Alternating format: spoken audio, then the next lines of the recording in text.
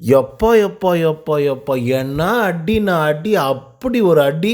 அந்த அடி இடி மாதிரி இறங்குற மாதிரி வந்து பார்த்தீங்கன்னா விஜய் சேதுபதி அவர்கள் சாண்ட்ராவை பிடிச்சி பொழந்து எடுத்திருக்காப்புல. இன்னொரு பக்கம் திவ்யா, உங்களுக்கெல்லாம் கொடுத்த வேலையை செய்கிறதுக்கு வக்கில்ல, நீங்கள்லாம் வேற பேச வந்துட்டீங்க அப்படின்னு சொல்லி மனுஷன் வெறுப்பாய் வந்து பார்த்தீங்க அப்படின்னா திவ்யாவெல்லாம் போட்டு பொழந்து எடுத்துருக்காப்புல. இப்படி எப்படி பொழந்து எடுக்கல, வேற மாதிரி ஏதோ மெடிக்கல் ரூமு மாத்திரை போட்டேன் அப்படி இப்படி இல்லாமல் கதை விட்றீங்களே அப்படின்னு சொல்லி வச்சு செஞ்சு வச்சுருக்காப்புல. ஸோ அதெல்லாம் என்ன அப்படிங்கிறத பற்றி இந்த வீடியோவில் முழுசாக வந்து பார்க்கலாம். ஸோ இந்த வீடியோ போகிறதுக்கு முன்னாடி நம்மளோட சேனலை சப்ஸ்கிரைப் பண்ணாதவங்க சப்ஸ்கிரைப் பண்ணி வச்சுக்கோங்க. பக்கத்தில் ஒரு பெல் ஐக்கான் இருக்கும், அதையும் ப்ரெஸ் பண்ணி ஹாலில் போட்டுக்கோங்க. அப்போ தான் நாங்கள் அப்டேட் பண்ணுற ஒவ்வொரு வருஷமும் உங்களுக்கு நோட்டிஃபிகேஷன் வந்து சேரும். அதை தாண்டி இந்த வீடியோ குறைஞ்சபட்சம் ஒரு 500 லைக் நான் எதிர்பார்க்குறோம். நிறைய பேர் வீடியோ கால் பார்க்குறீங்க, பட் லைக் பண்ண மாட்டேங்கிறீங்க. ஸோ லைக்கை போடுங்க, வீடியோ பாருங்கள். வாங்க இந்த வீடியோக்குள்ள வந்து போகலாம். முதல் விஷயம் என்ன அப்படின்னு பார்த்தீங்கன்னா சாண்ட்ராவை முதல் எழுப்பி நிப்பாட்டி வந்து கேள்வி கேட்குறாங்க. கொடுக்கப்பட்ட வேலைகளை நீங்கள் சரியாக செய்யவில்லை அப்படின்னு சொல்லி விஜய் சேதுபதி அவர்கள் வந்து சொல்லிட்டு இருக்காங்க. அதுக்கு வந்து சாண்ட்ரா வந்து சொல்கிறாங்க, இல்லை சார், நாங்கள்லாம் கொடுக்கப்பட்ட வேலைகளை கரெக்டாக தான் சார் பண்ணிட்டு இருந்தோம் அப்படின்னு வந்து சொல்லும்போது, அதுக்கு வந்து நம்ம விஜய் சேதுபதி வந்து பார்த்திங்க அப்படின்னா ஆடியன்ஸ் கிட்டே கேட்குறாப்புல, அப்படியாங்க சாண்ட்ரா அவர்கள் கொடுக்கப்பட்ட வேலையை கரெக்டாக வந்து செஞ்சாங்களா, சொல்லுங்கள் பார்க்கலாம் அப்படின்னு சொல்லி வந்து கேட்குறாங்க. ஸோ எல்லாருமே வந்து பார்த்திங்கன்னா என்ன சொல்கிறாங்கன்னா, இல்லை இல்லை இல்லை அப்படின்ற மாதிரி தான் சொல்கிறாங்க. உடனே விஜய் சேதுபதி வந்து சொல்கிறாப்புல, இங்கே பாருங்கள், ஏதோ இந்த வீட்டுக்குள்ளே நீங்கள் மட்டும்தான் ஏதோ கேம் விளையாடுற மாதிரியும் உங்களுக்காக மட்டும்தான் இந்த ஷோவே ரன் ஆகிற மாதிரி நீங்கள் நினச்சிட்டு இருக்கீங்க. அந்த சீனெல்லாம் இங்கே கிடையாதுமா சாண்ட்ரா, நீயும் வந்து ஒன் ஆஃப் த கண்டஸ்டன்ட் தான், புரியுதா? உன்ன மாதிரி அங்கே 15 பேர் வந்து வீட்டுக்குள்ளே வந்து இருந்துகிட்ருக்காங்க, அதனால் கொஞ்சம் பார்த்து அடங்கி ஆட்டம் போடு அப்படின்ற லெவலுக்கு விஜய் சேதுபதி அவர்கள் பார்த்திங்கன்னா வச்சு செஞ்சு விட்டுருக்காப்புல. அண்டு எனக்கெல்லாம் இந்த பிக் பாஸோடைய நீங்கள் இந்த அநியாயத்தை கேட்டே தீரணும், இதெல்லாம் நீங்கள் அட்ரஸ் பண்ணியே தீரணும் பிக் பாஸ், இல்லை அப்படின்னா அடுத்த சீசன்லேருந்து இந்த கண்ணை மூடி வச்சுக்கோங்க அப்படிங்கிற மாதிரி பிக் பாஸோடைய ஐலோகோவை பற்றி ரொம்ப மோசமாக வந்து பேசியிருப்பாங்க.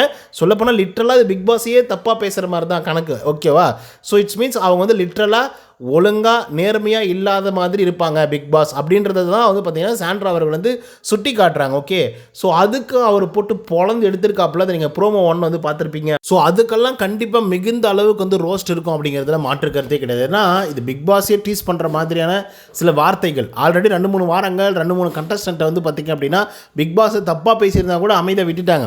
இப்போ ஆரம்ப காலகட்டத்தில் ஆதிரை அப்படின்னு ஒரு பொண்ணு இருந்துச்சு இல்லையா, அந்த பொண்ணெல்லாம் கூட அப்படி தான் வந்து பேசிகிட்டு இருந்தது. என்னப்பா பிக் பாஸ்னால் என்னப்போ அப்படின்ற மாதிரி பேசிகிட்டு இருந்தது. திவ்யா கணேஷ்லாம் வந்து என்ன Bigg Boss Bigg Boss Bigg Boss, இப்போ மட்டும் என்ன பிக் பாஸ், இப்போ மட்டும் என்ன பிக் பாஸுக்கு வந்து அவ்வளோ மரியாதை கொடுக்குறீங்க, இதுக்கு முன்னாடி மட்டும் என்ன கொடுத்துட்டிங்களா அப்படின்ற மாதிரி வந்து பார்த்திங்கன்னா ஒரு வாரம் ஃபஸ்ட்டு வாரம் வந்து பார்த்திங்க அப்படின்னா திவ்யா கணேஷ் வந்து பேசியிருப்பாங்க. ஸோ அதுக்கே வந்து பார்த்திங்கன்னா சிவியரான ஒரு பனிஷ்மெண்ட் வந்து கொடுத்துருப்பாங்க. பயங்கரமான பதிலடி வந்து பார்த்திங்கன்னா திவ்யாவுக்கு வந்து கொடுக்கப்பட்டது. ஓகே, ஸோ அதனை தொடர்ந்து இந்த வாரமும் தொடர்ந்து அதே விஷயத்தை வந்து திரும்ப திரும்ப பண்ணும்போது கண்டிப்பாக அதுக்கான வார்னிங் என்னவோ அதுக்கான தண்டனைகள் என்னவோ அவங்க வந்து அனுபவிப்பாங்க. ஓகே, இது வந்து சாண்ட்ராவுடைய சைட். அடுத்ததாக வந்து பார்த்திங்கன்னா திவ்யா கிட்ட வராங்க. ஆக்சுவலாக அவர் என்ன பேசினார் அப்படின்றத தாண்டி நான் ஒரு விஷயம் உங்ககிட்ட சொல்லணும்னு நினைக்கிறேன். அது என்ன அப்படின்னு பார்த்தீங்கன்னா, நேற்றுக்கு நைட் வந்து திவ்யாவால் சுத்தமாக முடியல அப்படின்னு சொல்லி மெடிக்கல் ரூம் வந்து போனாங்க. டேப்லெட்ஸ் கொடுக்கப்பட்டது. அதுக்கப்புறம் வெளியே வந்தாங்க. எப்ஜே கிட்ட பால் கேட்டாங்க, அதாவது டீ வச்சு குடிக்கிறதுக்காக. எப்ஜே வந்து கொடுக்க முடியாதுன்னு சொல்லிட்டாப்புல. மெடிக்கல் ரூம் போயிட்டு வந்துட்டோம், டேப்லெட்ஸை போட்டிருக்கோம், அப்படி இருந்தும் நீங்கள் வந்து பால் கொடுக்க மாட்டேங்கிறீங்க அப்படின்னா நீங்கள் எப்படிப்பட்ட ஆட்கள் அப்படின்ற மாதிரி வந்து பார்த்திங்கன்னா ஒரு விஷயத்தை வந்து பார்த்திங்கன்னா அப்படியே ஒரு சண்டையாக மாற்றி அது வேறு மாதிரி கொண்டு போயிட்டு இருந்தாங்க. ஸோ இப்போ இந்த விஷயம் வந்து பார்த்திங்க அப்படின்னா விஜய் சேதுபதி எப்படி ஹேண்டில் பண்ணுறாரு அப்படின்றத பாருங்கள். பயங்கரமாக ஹேண்டில் பண்ணியிருக்காப்புல. மெடிக்கல் ரூம் போனது, டேப்லெட் போட்டது, பால் கொடுக்காமல் விட்டது, டீ கொடுக்காமல் விட்டது அப்படின்னு சொல்லி எல்லாத்தையும் போட்டு மொத்தமாக போட்டு பிளாஸ்ட் பண்ணி வச்சுருக்காங்க. இப்போ சாண்ட்ரா வந்து ஒரு கேள்வி கேட்குறாங்க, நீங்கள் ஒன்றும் இந்த வீட்டுக்குள்ளே வந்து ஒரே ஒரு கண்டஸ்டன்ட் கிடையாது, உங்களுக்காக மட்டுமே இந்த கேமை வந்து ரன் பண்ணல, உங்களை மாதிரி 15 பேர் வந்து இருக்காங்க, ஸோ அதனால் பார்த்துருங்கம்மா, பாரு திவ்யா வந்து எஸ்கேப் ஆகிட்டாங்க அப்படிங்கிற மாதிரி ஒரு வார்த்தை வந்து சொல்லியிருப்பாங்க. அது எதுக்காக சொல்கிறாரு அப்படின்னு பார்த்தீங்கன்னா, மெடிக்கல் போய் வந்திருக்காங்க, டேப்லெட்ஸ் வந்து போட்டிருக்காங்க, அவங்களுக்கு வந்து ஹெல்த் வந்து பிரச்சனையாக வந்து இருக்குது, ஹெல்த் சிக் வந்து இருக்குது, ஸோ அதனால் வந்து அவங்களுக்கு வந்து மில்க் கொடுக்கல, அவங்களுக்கு வந்து டீ கொடுக்கல அப்படின்னு சொல்லி இந்த ஒரு காரணத்தை வச்சு அவங்க எஸ்கேப் ஆகலாம் அப்படின்ற மாதிரி வந்து பார்க்குறாங்க அப்படின்னு சொல்லி தான் நம்ம விஜய் சேதுபதி அவர்கள் வந்து அதை வந்து அட்ரஸ் பண்ணுறாப்புல. ஓகே, ஸோ இப்படி தான் வந்து எஸ்கேப் ஆகிட்டாங்க திவ்யா. ஆனால் நீ மட்டும் மாட்டிக்கிட்டியம்மா சாண்ட்ரா அப்படிங்கிற மாதிரி சொன்னது மட்டும் இல்லாமல் திவ்யாவை அதில் மட்டும் விடல. ஓகேவா, பார்த்தியா, மெடிக்கல் ரூம் போயிட்டு வந்துட்டேன், டேப்லெட்டை போட்டேன், அதனால் வந்து எஸ்கேப் ஆகிட்டேன் அப்படின்னு நீங்களாம் நினைக்கக்கூடாதுமா, நான் கேள்வி கேட்பேன் அப்படின்னு சொல்லி அவங்களையும் போட்டு பிடிச்சி பொழந்து எடுத்துருக்காப்புல. ஸோ இவங்கக்கிட்ட மறுபடியும் கேட்கப்பட்ட ஒரே கேள்வி என்ன அப்படின்னா, கொடுக்கப்பட்ட வேலைகளை கரெக்டாக பண்ணிங்களா, கொடுக்கப்பட்ட வேலைகளை கரெக்டாக பண்ணீங்களா இல்லையா? இந்த கேள்வி தான் வந்து பார்த்திங்கன்னா தொடர்ந்து வந்து கேட்டுட்ருக்காங்க. சாண்ட்ரா வந்து செஞ்சேன், ஆமாம் நான் வந்து பண்ணேன், கொடுக்கப்பட்ட வேலையை நான் செஞ்சேன் அப்படின்னு வந்து சொல்கிறாங்க. இல்லை நீங்கள் செய்யலை அப்படின்னு சொல்லி தான், இது ஒன்றும் உங்கள் வீடு கிடையாது, இங்கே நீங்கள் மட்டுமே கிடையாது அப்படின்னு சொல்லி வெளுத்து விட்ருக்காப்புல.